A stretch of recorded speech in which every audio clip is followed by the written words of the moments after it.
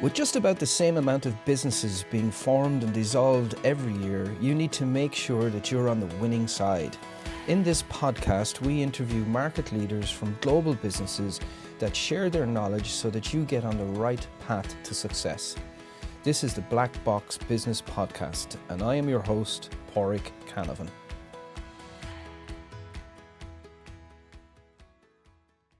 Hello and welcome to the Black Box Business Podcast. Today we are joined by a legend within our industry, Mr. Richard Jackson of GateSafe. For the last number of years, 10 in total I believe, Richard has, with his team, have been at the forefront of health and safety within our industry. It's an important topic. It's something that I think isn't given at times the due consideration. And I hope this one is enjoyable. So please sit back and relax and let's get on with the business podcast. Hello and welcome to the second episode of the Black Box Business Podcast.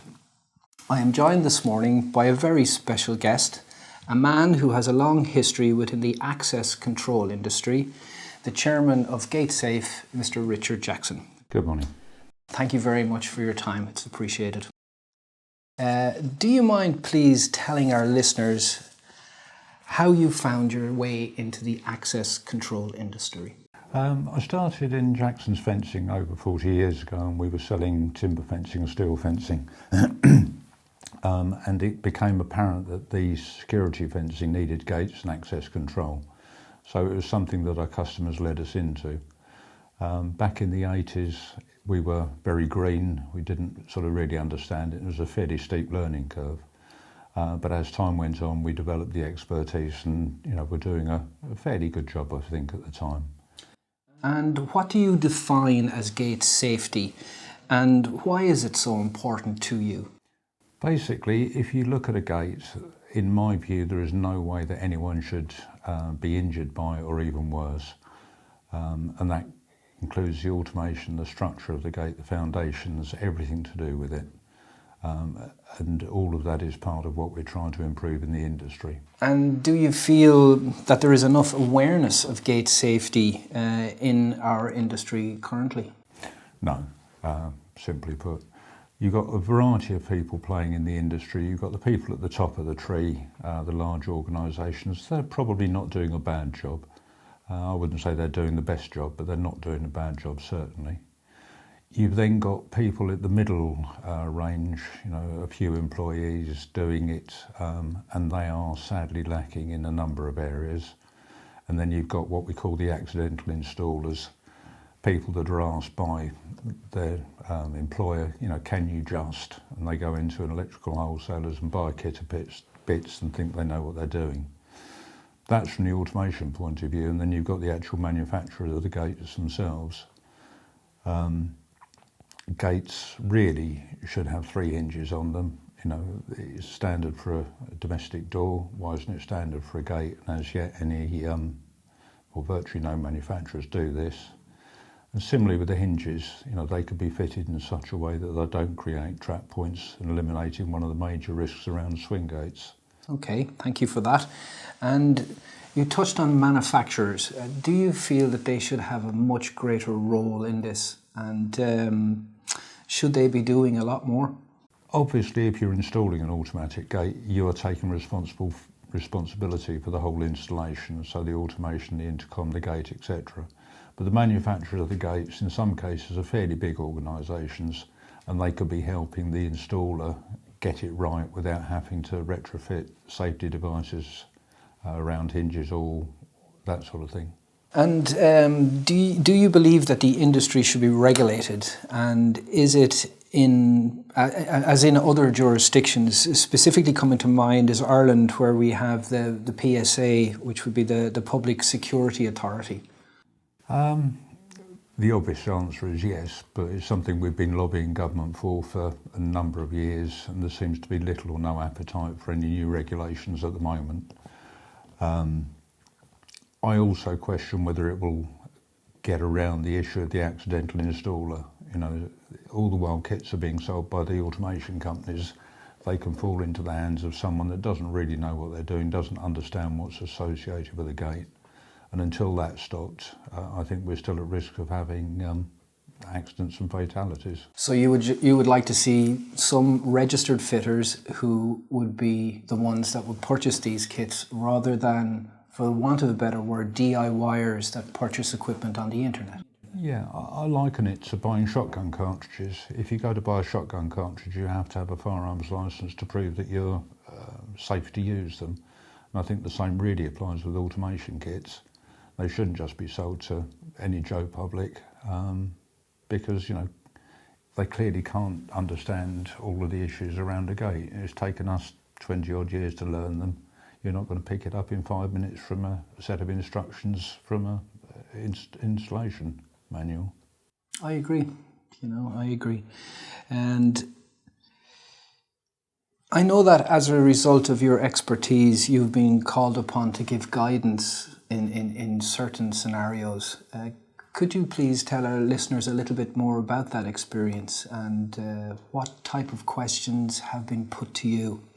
Sure. Well, last night I took a call after hours, as it were, and it's a gentleman from a gated development, and it appears that there are upwards of 30 barriers, boom barriers, being installed in the development complex.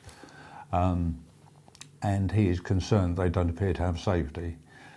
Talking it through with the guy, I looked at the equipment that he gave details of, and without safety, those barriers are downright dangerous. That's one example. And then earlier on in the week, we had a case where another gentleman had purchased a swing gate this time, and it had blown over in the wind. The gate installation company was saying it's not my fault, it's the gate manufacturer's fault. The gate manufacturer's saying it's not my fault, it's the gate installation company. And the gentleman that paid the bill, or was proposing to pay the bill, wanted help and guidance. And on that one, it does seem that the installation company is doing the right thing with a little bit of a push and a shove from us. And he's going to be addressing the matter and sorting the gate out as it should have been done.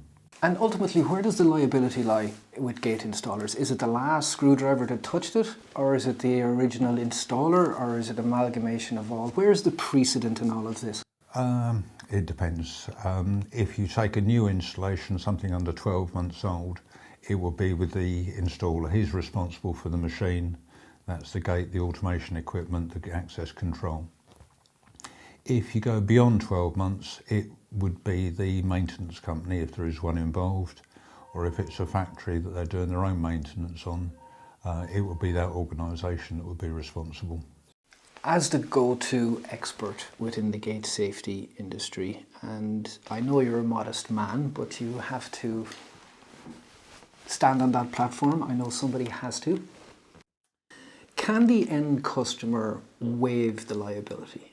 I often hear from installers that we gave the customer all the options under the sun, and this is what they decided to do. And against our advice, they only had a budget for X and Y, and not the whole safety as the Gate Safe organisation would like to see it. And it's a question that I often get asked. May I have your opinion on that, please? Yeah, absolutely not. As the installer of the machine, being the gate and the automation equipment, you are responsible for that, and it has to be a safe machine. No waivers, no disclaimers carry any weight whatsoever. So, don't even go there. And again, going back to your experience, paying attention to the various court cases that have happened in and around unfortunate incidences, we call them that. I suppose the charges that can be brought to bear vary from criminal negligence to a civil liability and all the above and in between. Could you please elaborate on that, given your experience? Yeah, if we take the accident down in South Wales, the HSE, when they were investigating that, they investigated everyone that had anything to do with that gate. So that involved the maintenance company that was currently maintaining the gate, the maintenance company that was maintaining it about 6 months prior, the manufacturer of the equipment, the original installer, and the owner of the property. and all of those people were interviewed under caution. In terms of the accident, as you rightly say, there was a case in Norwich where criminal proceedings were brought against someone was actually jailed, and that was negligence that caused that accident. And you can have other accidents where people just weren't fully aware of the implications. And again, without going on too much about it, maintenance is key. You know, there have been a number of occasions where gates have fallen on people, and had they been maintained and people looking at the mechanical structure of that gate, it wouldn't have happened. I think the real issue with gates is people tend to go through the gate to go to the office, to go to the workplace, and they don't actually register that they've walked through a machine. Whereas as soon as you walk into a formal factory environment, you see a saw or a lathe or a whatever, and it's clear that's a machine. So this is the very essence of the message that you wish to get across? Absolutely. Okay, so the Machine Directive Act should be followed? Absolutely. Common sense should be used by the homeowner? Yeah. Or the end user? I don't think common sense really comes into it. If the machine is safe, it ought to be safe for someone not using common sense. As an organisation, GateSafe, how do you help your members? I know that you offer training, but is there day-to-day advice, and how do you... The training is the very front end. We're giving people an awareness of what they need to do. More importantly, we give them a manual that they can take away with them. In terms of the installers themselves, they also get entered onto the GateSafe website, which gives potential users access to GateSafe accredited installers near to their postcode. And probably most importantly, they get access to a helpline. So if anyone has a problem with a piece of kit, with a safety scenario, or pretty well anything, they can pick up the phone and hopefully we'll be able to help them. Okay, and you're available, you have a helpline that people can call in and gain some advice and expertise as well. Yeah, as far as the helpline is concerned, or the telephone line is concerned, lots of calls that come through are from members or users of automatic gates that are concerned about their equipment or the installation in one form or another and looking for expert help, which is something that we readily give. In addition to that, obviously, we give the same help to any of the installers, whether they've done the training or otherwise. As an organisation, how do you get your message out there? There are various things that we do. You've got PR and social media as the obvious ones. You've also got word of mouth, which is very important from people that we've dealt with. In addition to that, over the years, we've had a number of initiatives. You know, we've been to Downing Street, which was a great honour. Presented a petition. Unfortunately, not a lot happened from that, but we were there and it gave us a lovely lot of PR. We've been to Westminster for various meetings with some key stakeholders, and that again raises the profile of what we're doing. And various other things. You know, we've now got over 1,800 people that have been through the GateSafe Awares training, and they're great ambassadors for us. Okay, and you touched on it earlier. You spoke about some of the political help that you've looked to receive. Do you mind fleshing that out a little bit more for me, and what kind of reception have you received? I think the reception that we've had, you know, from Health and Safety was very positive. They recognise the work that we're doing. They're quite happy to work with us. But like a lot of government organisations at the moment, they're being squeezed for budgets and personnel. And you've then got the issue that, without using the B word, that has caused an awful lot of confusion within government, and it still will do. And there seems to be little time or effort available for anything other than what's the key agenda. Unfortunately, the safety of children and adults around gates isn't top of their list. Apart from the difficulty at times of getting your message across, what other difficulties are there when it comes to running a charitable organisation? It's probably very little different from any other organisation. You know, being a charity, there's close governance in terms of what we do and how we do it. All of the funds have to be kept within the charity. But it is fairly similar to any company, other than the fact you can't do what you want with the money. Okay, fair enough. And with regards new technologies out there and the manufacturers bringing more safety equipment to the market, do you have any thoughts on that? And is there any particular technology that you can see coming, a new technology or something that's coming down the road that maybe excites you a little? Yeah, the golden bullet, as far as I'm concerned, is it's got to be non-contact safety. If you take a gate with a pressure edge hitting someone, in my view, that's too late, regardless of the force that it hits you with. So non-contact would be the key. Lasers are available. They are not as easy to install as it would be nice to think they could be. And they are somewhat prohibitively expensive. And certainly in terms of small installation, residential, they're far, far too expensive. The area that I think there is a possibility for is the, I believe it to be microwave technology in parking sensors. You know, that works really well on a car. I can't personally see why that shouldn't work on a gate. Okay. But as yet, I'm not aware of anyone that's doing that. So like a reverse sensor on your car, something along that line of technology that could be used. Sees people, sees objects from a way away. And if you think of it in the context of your car, it gives you a green light when you're close, a yellow light when you're close, and a red light when you're too close. Now that would be slow down, really slow down, stop, in my view. One of the potential new advances is a default universal opening device for all communal gates for the emergency services. What are your views on that? Clearly the fire brigade particularly need to have access to any property, and there is a legal requirement for that. So interlinking gates or automation with fire alarms makes perfect sense. Having something that's universally available for the police and the ambulance, nice thought. I'm not quite sure how you do it. I know that in the States and in parts of in France, there is a kind of a universal system available, right. And maybe something like that could be looked at in the future, to rather than having a site-specific answer to each communal gate, that there is a universal adaptable. Certainly be very interested to see something on that. The only concern I would have is if you take the fireman's key switch that's currently used, you know, you can buy those on eBay for 50p, and all the delivery drivers have them as standard kit.